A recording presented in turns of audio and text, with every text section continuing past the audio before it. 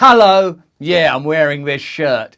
Last week we talked about how the war in Afghan has hugely benefited American weapons companies. We've looked at your comments. I've seen loads of you saying there's loads of minerals in Afghanistan and all that kind of thing.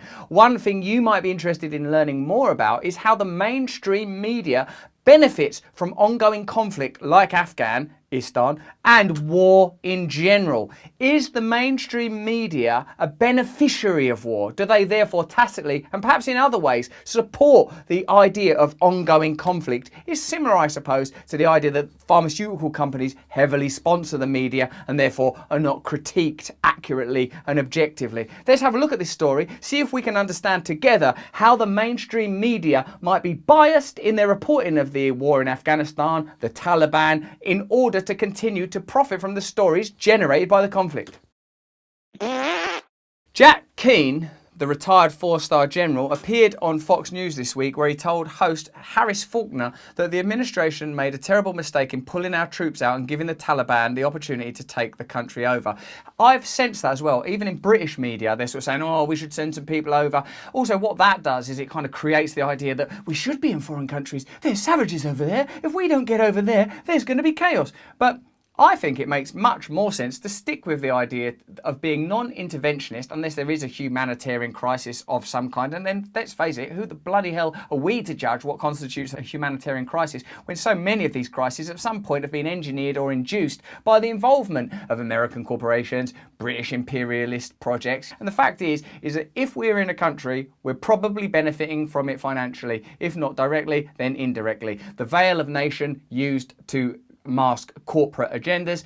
How are the media involved in creating this deception and illusion? What neither Jack Keane or the host in either of these segments mentioned is that he has more than a merely patriotic interest in the continued occupation. Keane, a former board member at weapons maker General Dynamics, is chair of AM General, the company that makes Humvees. He also sits on the board at Sialoom Technologies Incorporated, which manufactures military chemical lights and other technology deployed on the battlefield in Afghanistan and other defence contractors. Keane was just one of a parade of ex-military and ex-public officials who appeared on cable news this week to castigate the withdrawal. Among the other talking heads who took to cable news segments for op-ed pages without disclosing their defence industry ties were retired General David Petraeus, Rebecca Grant, former staffer for the Air Force Secretary, Richard Haas, who worked as an advisor to then Secretary of State Colin Powell, and former Secretary of State Condoleezza Rice. So essentially, the punditry and opinion we're receiving on the news comes from people with a vested interest in ongoing conflict due to their relationships with weapons manufacturers. Wouldn't it be interesting if the news sounded like this? Here's Condoleezza Rice, she sits on these boards, she has these kind of relationships. Wouldn't it be mad if she said stuff that would profit her? Now, what are you going to say? I think we should... Hey, you ruined me in the intro! You know, all we're asking for is truth, transparency, and candour. Man, I feel bad enough when I tell you that my podcast is on a bloody Apple. I'd feel bad enough that you're watching this on the YouTube or whatever. But what do we do? What do we do? At least we're transparent. And one thing that's almost transparent is the top I'm wearing that's basically cutting off the air supply to my brain. It's so tight. Cable hosts from Fox News, CNN and MSNBC described these guests by their military credentials, not their current jobs, as representatives of the defence industry, a sector that has seen extraordinary profits from the 20-year occupation of Afghanistan. If you went, and now to give us an opinion on this war, someone that benefits from this war, what's your opinion? Carry on doing the war. Thank you very much for coming on. And now to tell you about the impact of these drugs, someone that benefits from these drugs being sold. What do you think about these drugs? Carry on prescribing these drugs.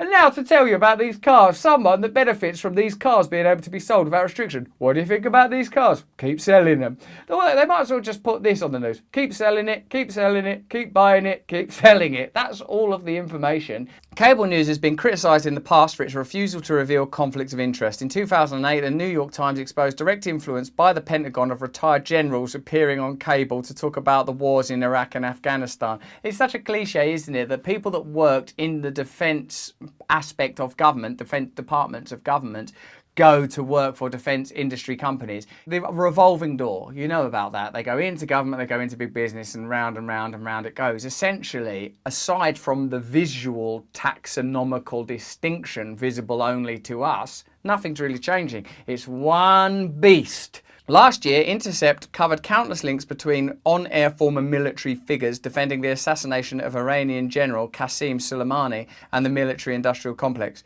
These conflicts of interest don't just manifest on cable, they can also be found in online and print journalism. Condoleezza Rice, Secretary of State under President Bush, took to the pages of the Washington Post to argue for more time. 20 years was not enough to complete the journey to a stable government, she said. She was described with her government titles as well as her current one. Director of the Hoover Institute at Stanford University. Left off the bio was her service on the board of C3A1, a defence contractor.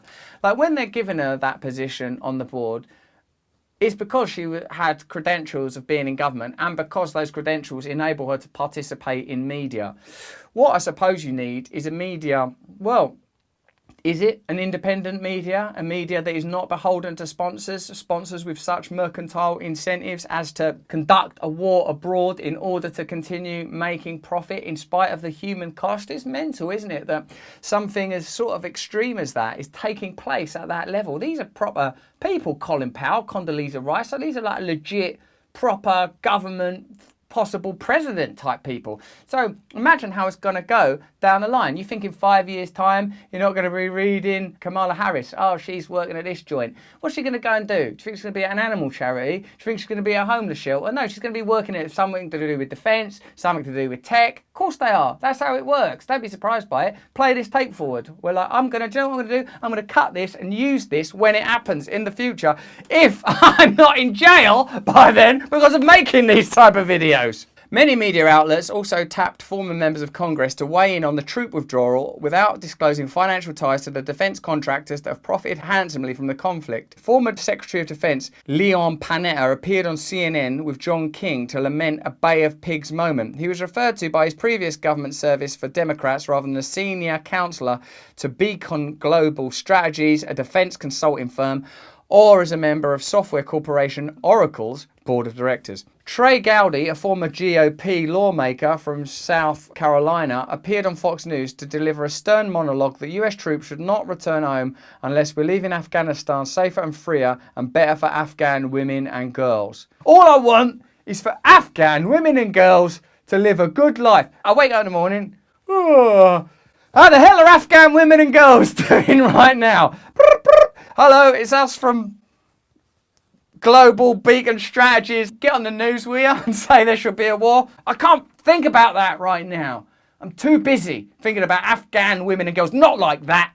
Thinking about their rights. After his service in Congress, Gowdy joined Nelson Mullins, Riley & Scarborough LLP, a South Carolina-based law and lobbying firm that serves a range of defence contractors before Congress and helps defence clients navigate the procurement process with the Pentagon. So there you go.